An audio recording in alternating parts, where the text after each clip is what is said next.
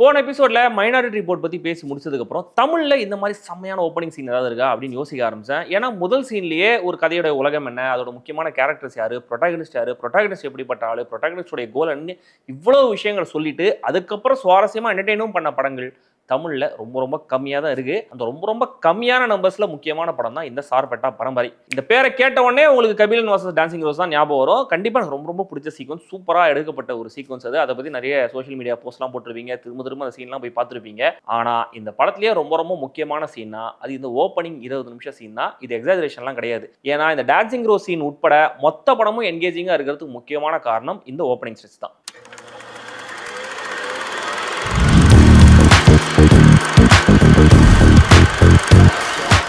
ரோசமான ஆங்கில குத்து சண்டை தமிழ்ல அந்த காலத்துல இப்படிதான் வந்து பாக்ஸிங் டிஸ்கிரைப் பண்ணிருக்காங்க. எப்படி நார்த் மெட்ராஸ்ல பாக்ஸிங் பாப்புலர் ஆச்சு, சார்பேட்டா பரம்பரை, இடியப்ப பரம்பரை, எல்லப்ப பரம்பரை, எப்படி இவ்வளவு பரம்பரைகள் உருவாச்சுன்னு இந்த வரலாறுலாம் தெரிஞ்சுக்கணும்னா அதுக்கு இந்த சீன் உங்களுக்கு யூஸ் ஆகாது. அஃப்கோர்ஸ் இந்த விஷயத்த இந்த படத்தை சொல்லியிருப்பாங்க, ஆனா வேற ஒரு சீன்ல சொல்லியிருப்பாங்க. இந்த மாதிரியான எலிமெண்ட்ஸ் எல்லாம் இந்த உலகத்தை உயிர்ப்போட வச்சுக்க யூஸ் ஆகிற எலிமெண்ட்ஸ் மட்டுமே. இந்த சீனுக்கு இதெல்லாம் தேவை கிடையாது. அப்ப இந்த சீனுக்கு வேற என்னதான் தேவை? ரெண்டு குரூப், அவங்களுக்குள்ள இருக்கிற பகை, இதை சொல்லி ஆகணும். இதை ஃபோர் கிரவுண்ட்ல வச்சுக்கிட்டு பேக்ரவுண்ட்ல எவ்வளவு விஷயங்கள் சொல்றாரு பாருங்க இயக்குனர் ரஞ்சித். இந்த திடல்ல போடப்பட்டிருக்கிற பாக்ஸிங் ரிங், சுத்தி இருக்கிற அவ்வளவு கூட்டம், வேர்வை ரத்தம் மாதிரி அந்த பரம்பரை மானம் அப்படிங்கிறது இந்த பாக்ஸஸ் எப்படி ஒருத்தருக்கும் உள்ள ஓடுது, அண்ட் முக்கியமா அந்த காலகட்டத்துடைய அரசியல் சூழல் எல்லாத்தையுமே சொல்றாரு. இந்த வெறும் 20 நிமிஷங்கள்ல ஜஸ்ட் இந்த உலகத்தை மட்டும் நம்மளுக்கு இன்ட்ரோடியூஸ் பண்ணல இயக்குனர் ரஞ்சித். கூடவே இந்த பாக்ஸிங்ல இருக்கிற சாதிய வேறுபாடு, அந்த படிநிலை, தென் ராவான எனர்ஜி, ஒரு சமூகமா இந்த மக்கள் பாக்ஸிங்கை பார்க்குற விதம்னு எல்லாத்தையுமே பேக் பண்ணி கொடுக்குறாரு. ஆனா இந்த முதல் 20 நிமிஷங்கள்ல ஹீரோய்க்கான எந்த ஸ்லோ மோஷன் பில்டப் ஷாட்ஸும் இருக்கவே இருக்காது.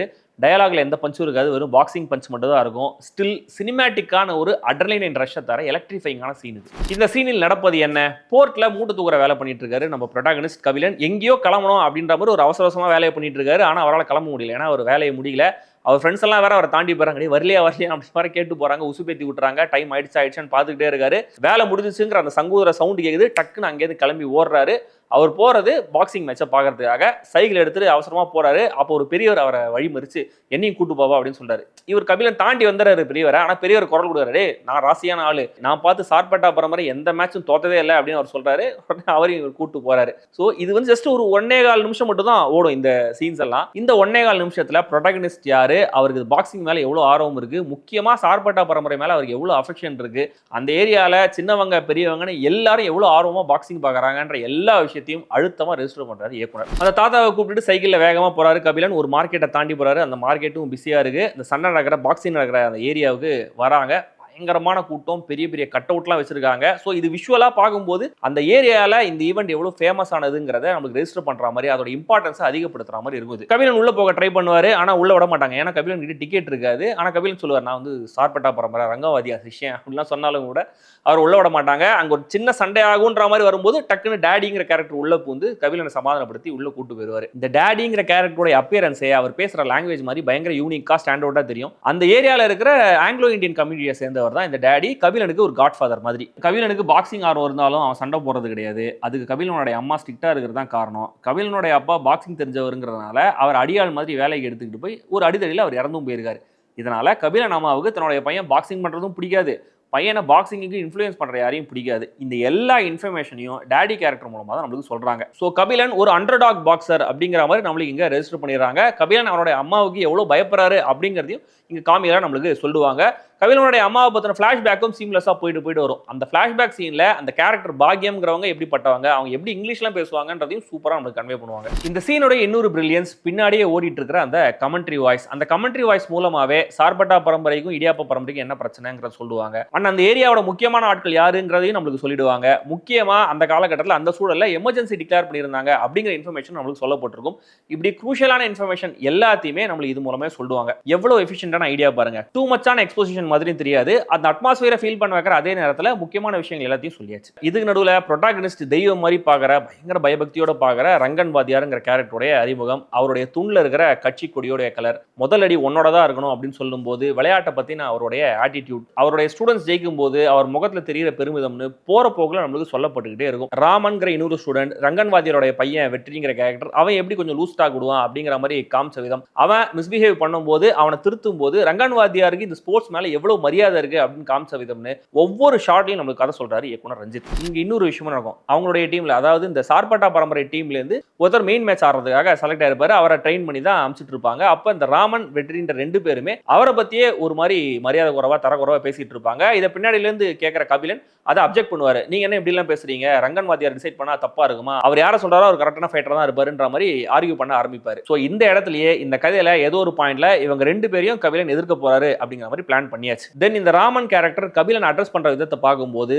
அந்த இடத்துல இருக்கிற அந்த காஸ்டிசத்தை காட்டுற மாதிரியும் இருக்கும். அடுத்தது துரக்கண்ணு வாத்தியாரோட இடியாப்ப பரம்பரை ஆட்கள் பிளஸ் வேம்புலியோட என்ட்ரி. இந்த என்ட்ரியில அவங்க எவ்வளவு ஸ்ட்ராங்கான ஆட்கள் அப்படிங்கிறது நம்மளுக்கு தெரிய வரும். இது ஜஸ்ட் வார்த்தைகளை மட்டும் இல்லாம அவங்க ஃபைட் பண்ற மாண்டேஜஸ், தென் சுத்தி இருக்கிற ஆட்களோட ரியாக்ஷன்ஸ் அதுல நம்மளுக்கு சொல்லுவாங்க. ஆல்ரெடி வேம்புலி கடந்த 3 வருஷங்களா நடந்த எல்லா மெயின் போர்டு ஈவெண்ட்டையும் வின் பண்ணியிருக்காருங்கிறது நம்மளுக்கு கமெண்ட்ரியில் சொல்லுவாங்க. இது மட்டும் இல்லாம சார்பட்டா பரம்பரை ஆட்கள் அவங்களுடைய ஃபைட்டர் கிட்ட நீ வேம்புலி இப்படி அடிக்கலாம் அப்படி அடிக்கலாம் மாத்தி மாத்தி டெக்னிக்கை சொல்லிட்டே இருப்பாங்க. ஸோ அந்த வேம்புலிங்கிற கேரக்டர் சுத்தி எவ்வளவு ஸ்ட்ராங்கா மித் பில்டப் ஆகுதுங்கிறத பாருங்க. இந்த பாயிண்ட்ல வேம்புலி கேரக்டரை தோக்கடிக்கிறதா நம்ம ப்ரொடாகனிஸ்டோடைய கோல் அப்படிங்கிற மாதிரி நமக்கு ஒரு ஹிண்ட் கிடைக்கும். வேம்புலியோட மேட்ச் ஆரம்பமாகும். அதுல வேம்புலி ஃபைட் பண்ற விதம், அந்த கிளானோடைய அக்ரஷன், இந்த சார்பட்டா பரம்பரை தோத்ததுக்கு அப்புறம் அவங்க யூஸ் பண்ற வார்த்தைகள், அதுக்கு இவங்களுடைய ரியாக்ஷன், ரங்கன் வாத்தியார் கொடுக்குற அந்த அல்டிமேட் சேலஞ்ச், அதுக்கு பதில் சேலஞ்சா அடுத்த ஆட்டத்துல மட்டும் நீங்க தோத்துட்டீங்கன்னா இனிமே சார்பட்டா பரம்பரை மேடையே ஏறக்கூடாதுங்கிற டீல். இதெல்லாம் முடிஞ்சதுக்கு அப்புறம் தான் ரங்கன் வாத்தியார் அந்த இடத்தை விட்டு வெளில போவார். அவர் வெளில போனதுக்கு அப்புறம் கபிலனும் டேடியும் பின்னாடி ரிங்க திரும்பி பார்ப்பாங்க. அங்க இடியாப்ப பரம்பரை ஆட்கள் எல்லாம் வந்து செலிப்ரேட் பண்ணிட்டு இருப்பாங்க. ஸோ இவங்க 2 பேருக்கு தான் கிளாஷ். ஆக்சுவலாக கபிலனுக்கும் இடியாப்ப பரம்பரைக்கு தான் கிளாஷ். அதுதான் இந்த படம் அப்படிங்கிற மாதிரி செட் பண்ணியாச்சு. இங்கே நம்மளுக்கு கன்ஃபார்மாகவே அது தெரிஞ்சிடும். ஏன்னா இந்த இடத்துல படத்துடைய டைட்டிலே வரும். இந்த சீனுடைய கேமரா மூமெண்ட்டை நீங்கள் கவனிச்சிங்கன்னா அந்த இடத்துலேயே இறங்கி சுற்றி ஒரு ஸ்பெக்டேட்டர் மாதிரி நீங்கள் பார்த்தீங்கன்னா எப்படி ஃபீல் பண்ணுவீங்களோ அப்படி ஃபீல் பண்ணதுக்கும் அந்த சீனுடைய கேமரா மூமெண்ட் ஹேண்டில் இம்மர்சிவாக கயாட்டிக்காக இருக்கும். கேமரா மூமெண்ட்ஸ் எல்லாமே அந்த சண்டை, அந்த இடத்தோடைய ஹீட்டுன்னு எல்லாத்தையுமே உங்களால் ஃபீல் பண்ண முடியும். பாக்ஸிங் மேட்சஸில் கேமரா ரிங்கு சுற்றி இருக்கும், ஃபைட்டர்ஸ் சுற்றி போகும், முக்கியமான பஞ்சஸை க்ளோஸ் அப்ல ஹைலைட் பண்ணியிருப்பாங்க. இப்படி தொடர்ந்து கேமரா மூவ்மெண்ட்ல இருந்துகிட்டே இருக்கும். அந்த இடத்தை எஸ்டாப்லிஷ் பண்ண யூஸ் பண்ணப்பட்ட ஷாட்ஸ்ல கலர் கிரேடிங்க கவனிச்சீங்கன்னா ஒரு டாக்குமெண்ட்ரி ஃபீல்ல தான் இருக்கும். ஒரு பழைய நியூஸ் ரீல்ல சண்டையை பார்க்குற மாதிரி இன்ஸ்டன்டா கனெக்ட் பண்ணி டோட்டலா நம்ம டிரான்ஸ்போர்ட் பண்ணி அந்த உலகத்துக்குள்ளே கூட்டு போயிடும் விஷுவல்ஸ். இப்படியான எனர்ஜெட்டிக்கான கேமரா மூவ்மெண்ட்ஸ் கூட ஃபாஸ்ட் கட்ஸும் சேரும்போது அங்க ஆட்டோமேட்டிக்கா ஒரு மொமெண்டம் பில்டப் ஆகுது. இந்த மெயின் ஈவெண்ட்டுக்கு முன்னாடி சின்ன சின்ன சண்டைகள்லாம் நம்மளுக்கு மாண்டேஜ்ல காமிப்பாங்க. ஆனா அந்த வேம்புலியோடைய மெயின் சண்டை இருக்கு இல்லையா, அது ஒர்க் ஆகணும் அப்படின்னா அதுக்கு முன்னாடி இருக்கிற சண்டைகளும் ஒர்க் ஆகணும். ஸோ கொஞ்சம் கொஞ்சமா அந்த சின்ன சின்ன சண்டைகளை சுத்தி இருக்கிற யூஃபோரியா மூலமா இந்த விஷயத்துக்கான மெயின் ஈவெண்ட்டுக்கான மொமெண்டத்தையும் நமக்கு செட் பண்றாங்க. ஆனா அந்த லொகேஷனுக்கு வரதுக்கு முன்னாடி, அந்த மெயின் ஈவெண்ட்டுக்கு வரதுக்கு முன்னாடி இருக்கிற கட்ஸ் எல்லாம் பாத்தீங்கன்னா அது ஸ்டெடியான பேஸ்ல தான் இருக்கும். கிராஜுவலா கொஞ்சம் கொஞ்சமா தான் அந்த ரிதம் அதிகமாகும். அதை உங்களால ஈஸியா ஐடென்டிஃபை பண்ண முடியும். ஒரு லொகேஷன்ல இருந்து இன்னொரு லொகேஷன், ஒரு கேரக்டர்ல இருந்து இன்னொரு கேரக்டர்னு ரிலே ரேஸ் மாதிரி இருக்கும் இந்த கட் பாயிண்ட்ஸ் எல்லாம்.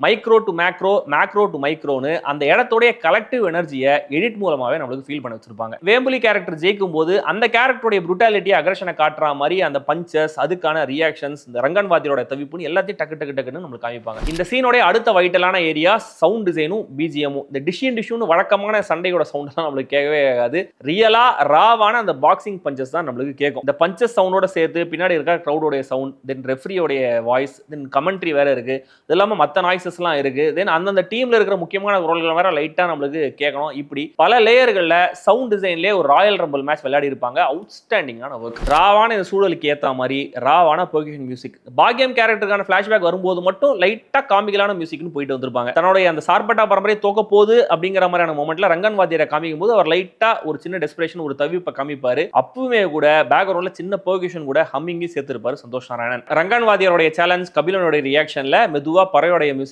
ஆரம்பமாகும். அது அப்படியே நம்மள டைட்டில் கார்டு லீட் பண்ணி கொண்டு போகும். Production design, art work, costumes, hair and மேக்கப்னு ஒவ்வொரு டெக்னிக்கல் டீமுமே ஃபினாமினலான ஒர்க்கை கொடுத்துருப்பாங்க. இந்த சீன்ல மட்டும் இல்ல, மொத்த படத்துலயும். பெர்ஃபார்மன்ஸா பார்க்கும்போது ஆர்யாவுடைய இன்னசென்ஸ், பசுபதியுடைய ரெஸ்ட்ரெயின்ட், ஜான் விஜய் கேரக்டருடைய அந்த ஆட்டிடியூட், இந்த 3 விஷயங்கள் மட்டும் தான் எனக்கு ரொம்ப ஸ்டாண்ட் அவுட்டா தெரிஞ்சது. அண்ட் துரக்கண்ணு வாத்தியாரா ஜிஎம் சுந்தர் அசால்ட்டா தன்னுடைய பெர்ஃபார்மன்ஸ்ல ஸ்கோர் பண்ணிட்டு போயிருப்பாரு. கமெண்ட்ரி கொடுக்குற தங்கதுரை, அந்த ஈவெண்ட் ஆர்கனைஸ் பண்ற காளி வெங்கட், சார்பட்டா பரம்பரைக்கு சப்போர்ட்டிவா பேசுற அந்த முக்கியமான கேரக்டர்ஸ், தென் இந்த பக்கம் துரக்கண்ணு வாத்தியாரோட சேர்ந்து இருக்கிற மற்ற கேரக்டர்ஸ்னு ஒவ்வொரு கீ கேரக்டருமே பெர்ஃபெக்ட்லி காஸ்ட் அண்ட் எல்லாருமே அட்டகாசமான பெர்ஃபார்மன்ஸ். ஸோ திரும்ப இந்த சீனை போய் பாருங்க. இந்த மொத்த படத்துக்கான மூடியும் இந்த சீன் எவ்வளவு சூப்பரா செட் பண்ணுது அப்படிங்கறத நீங்க புரிஞ்சுப்பீங்க. அண்ட் இந்த சீன்ல நீங்க வேற ஏதாவது முக்கியமான விஷயத்தை நோட் பண்ணிருந்தீங்க, நான் அதை மிஸ் பண்ணிருந்தேன் அப்படின்னா அதை நீங்க கமெண்ட்ல சொல்லுங்க. நாம திரும்ப சந்திக்கலாம்.